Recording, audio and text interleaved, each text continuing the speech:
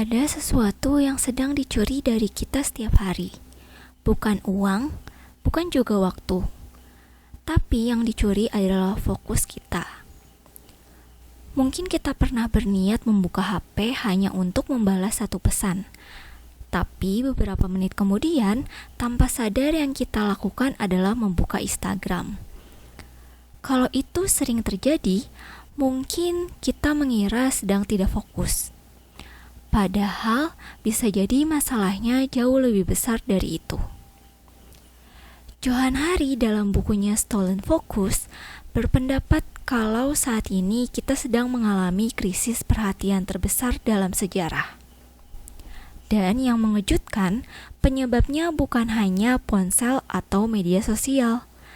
Ada banyak hal yang diam-diam mengubah cara kerja otak kita, cara kita membaca, atau bahkan cara kita menjalani hidup. Jadi, yuk kita bahas bukunya hari ini. Mengapa kita semakin sulit fokus? Dunia kita bergerak jauh lebih cepat daripada sebelumnya. Dalam satu hari, kita bisa menerima puluhan notifikasi, membaca ratusan potongan informasi, dan terus berpindah dari satu hal ke hal yang lainnya. Tanpa sadar, perhatian kita pun ikut terbiasa bergerak secepat itu. Akibatnya, kita mulai terbiasa berpindah dari satu tugas ke tugas lainnya. Kita merasa harus membalas pesan sambil bekerja, mengecek email di tengah rapat, atau membuka media sosial saat kita membaca buku. Banyak dari kita mengira kebiasaan ini adalah multitasking, bahkan menganggapnya sebagai tanda bahwa kita lebih produktif. Padahal, menurut para peneliti, multitasking sebenarnya adalah mitos. Masalahnya, setiap kali perhatian kita berpindah, otak kita tidak bisa langsung kembali fokus. Ia membutuhkan waktu untuk menyesuaikan diri lagi. Akibatnya, pekerjaan terasa lebih lambat dan kita pun jadi lebih mudah melakukan kesalahan.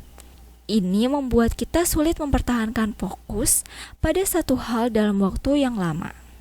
Dengan kata lain, masalahnya bukan karena kita semakin malas atau tidak disiplin, tapi memang dunia modern mendorong kita untuk terus berpindah fokus. Sementara, otak manusia tidak pernah dirancang untuk melakukan berbagai macam aktivitas dalam satu waktu. Sebenarnya, apa yang terjadi pada otak kita? Kalau otak kita memang tidak dirancang untuk terus berpindah perhatian, lalu apa yang sebenarnya terjadi ketika kita memaksakannya melakukan hal itu setiap hari?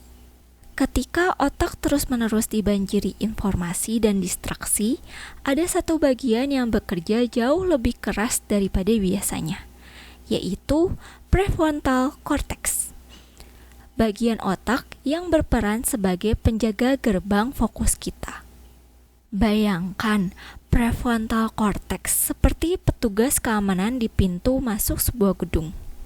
Tugasnya sederhana, membiarkan informasi yang penting masuk dan menghentikan gangguan di luar. Namun ketika terlalu banyak tamu yang datang bersamaan, petugas itu pun mulai kewalahan.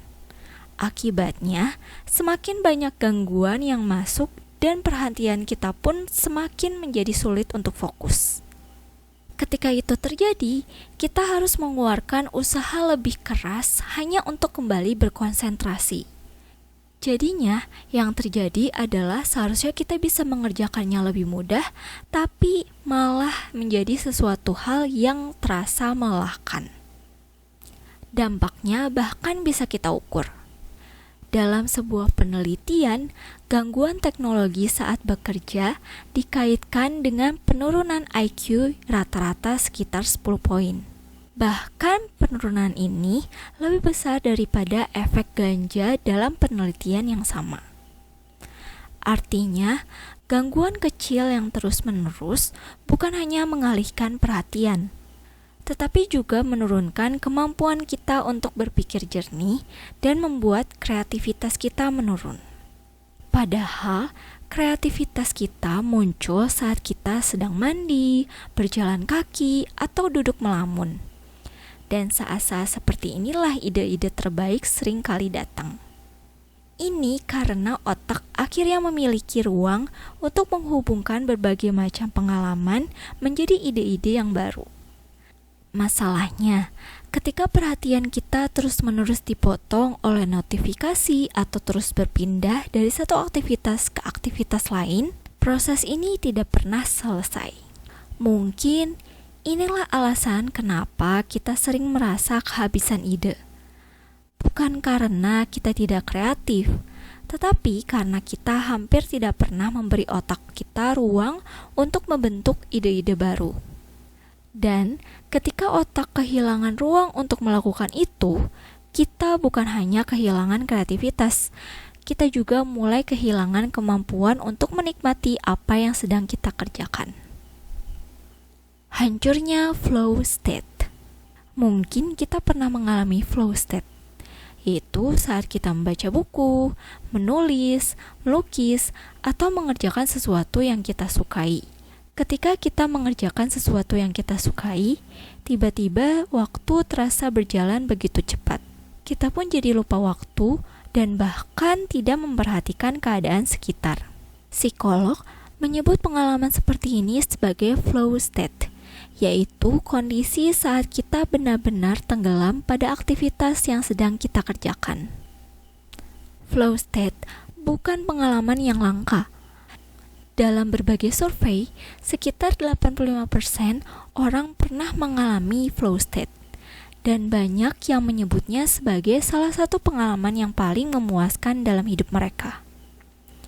Masalahnya, flow state hanya bisa muncul ketika kita benar-benar fokus. Begitu kita mulai membalas pesan, mengecek notifikasi, atau berpindah ke tugas lain, kondisi ini langsung menghilang. Ada 3 syarat untuk mencapai flow state. Pertama, kita memiliki tujuan yang jelas. Kedua, tujuan itu benar-benar bermakna bagi kita. Dan yang ketiga, tantangannya cukup besar untuk mendorong kita untuk berkembang, tetapi tidak sampai membuat kita merasa itu mustahil untuk dilakukan.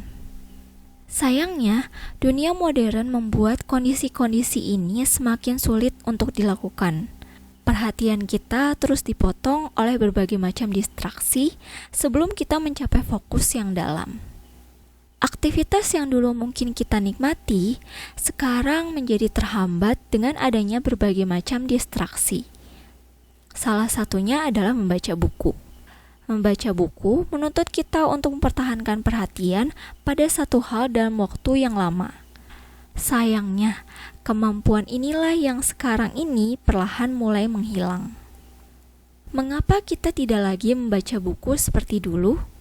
Salah satu tempat kita paling merasakan hilangnya kemampuan untuk benar-benar fokus adalah saat kita membaca buku. Johanna Hari menjelaskan bahwa cara kita membaca telah berubah. Dulu kita mulai terbiasa mengikuti satu cerita atau satu gagasan secara perlahan. Kini kita lebih sering memindai teks, mencari informasi yang kita butuhkan, dan segera berpindah ke halaman berikutnya. Masalahnya, membaca bukan sekadar cara kita mendapatkan informasi. Cara membaca itu sendiri sebenarnya adalah melatih fokus kita. Ketika kita membaca sebuah buku, kita belajar bertahan bersama satu ide, satu cerita, atau satu sudut pandang dalam waktu yang lama.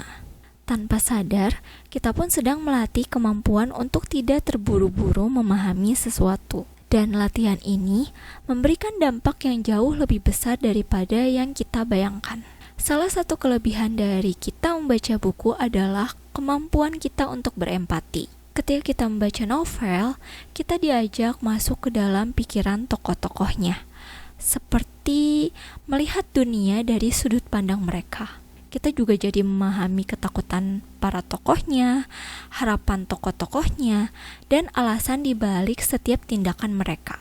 Penelitian menunjukkan bahwa orang yang sering membaca novel cenderung lebih baik dalam memahami emosi atau perasaan orang lain. Menariknya, efek ini tidak ditemukan pada pembaca buku non-fiksi. Artinya, yang berpengaruh bukan sekadar aktivitas membacanya, tapi pengalaman mengikuti sebuah cerita yang panjang dan kompleks. Pengalaman itulah yang melatih kita untuk memahami sudut pandang dan emosi orang lain.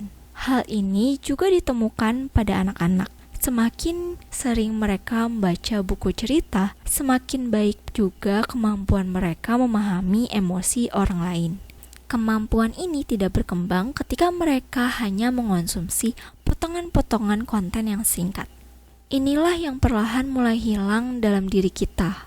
Fokus kita terbiasa berpindah dari satu informasi ke informasi lainnya dalam waktu yang singkat.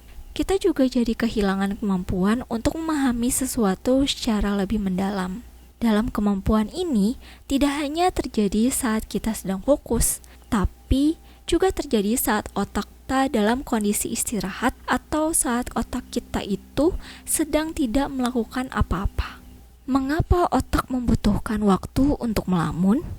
Melamun sering dianggap sebagai kebiasaan yang membuang waktu. Padahal, justru di saat inilah pikiran kita dibiarkan mengembara.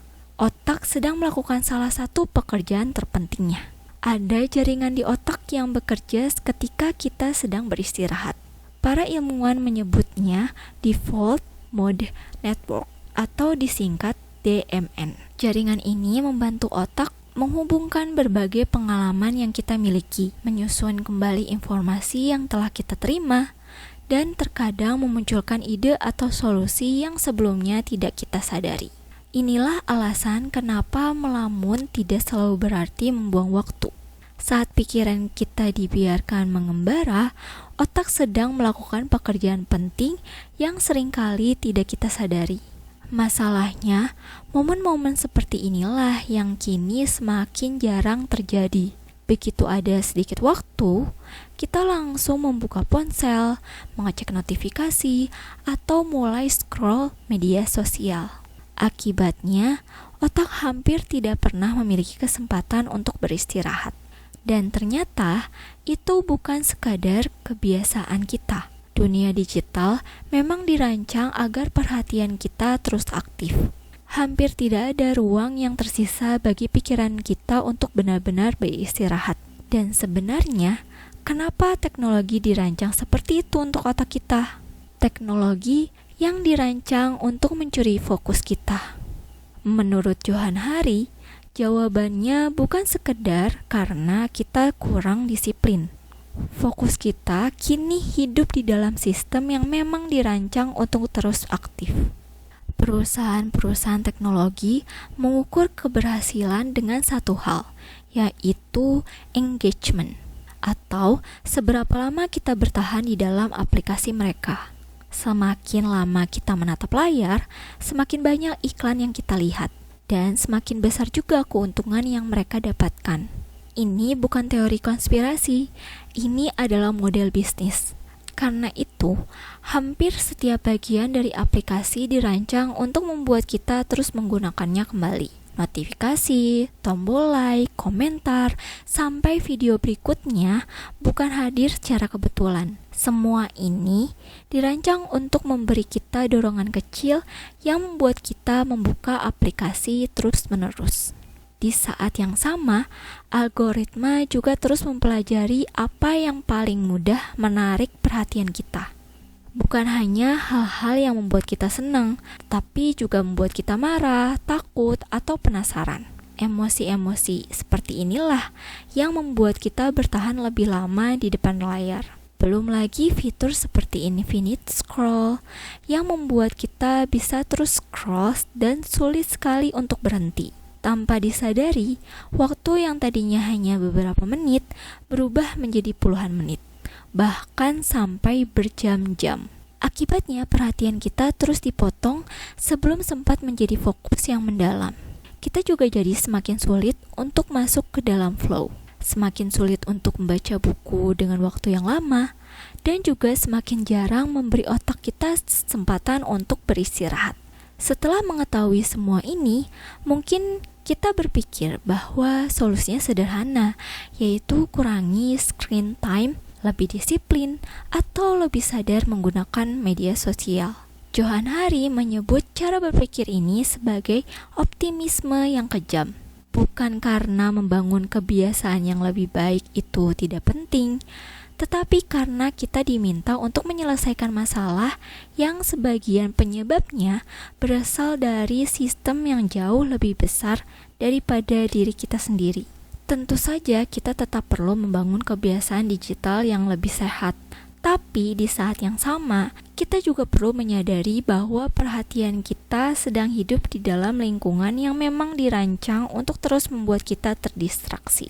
Mungkin selama ini kita mengira kehilangan fokus adalah kegagalan yang ada pada diri kita. Padahal fokus kita bukan sekedar melemah, tapi sekarang ini kita memang hidup dalam dunia yang terus-menerus memperebutkan fokus kita. Dan mungkin langkah pertama untuk merebut kembali fokus kita bukan menyalahkan diri sendiri, tapi memahami apa yang sebenarnya sedang terjadi.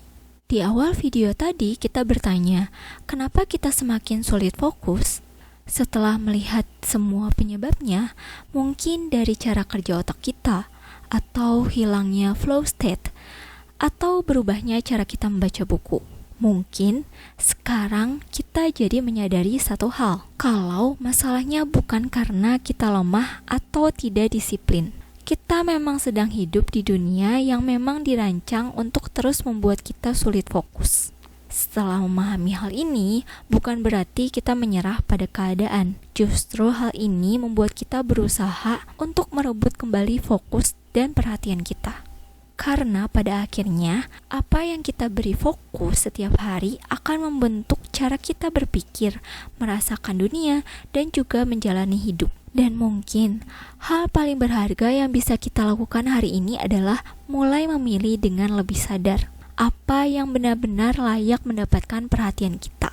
Sekian ringkasan buku Stolen Focus karya Johann Hari. Semoga video ringkasan buku ini bermanfaat. Terima kasih sudah menonton, dan sampai jumpa di video berikutnya.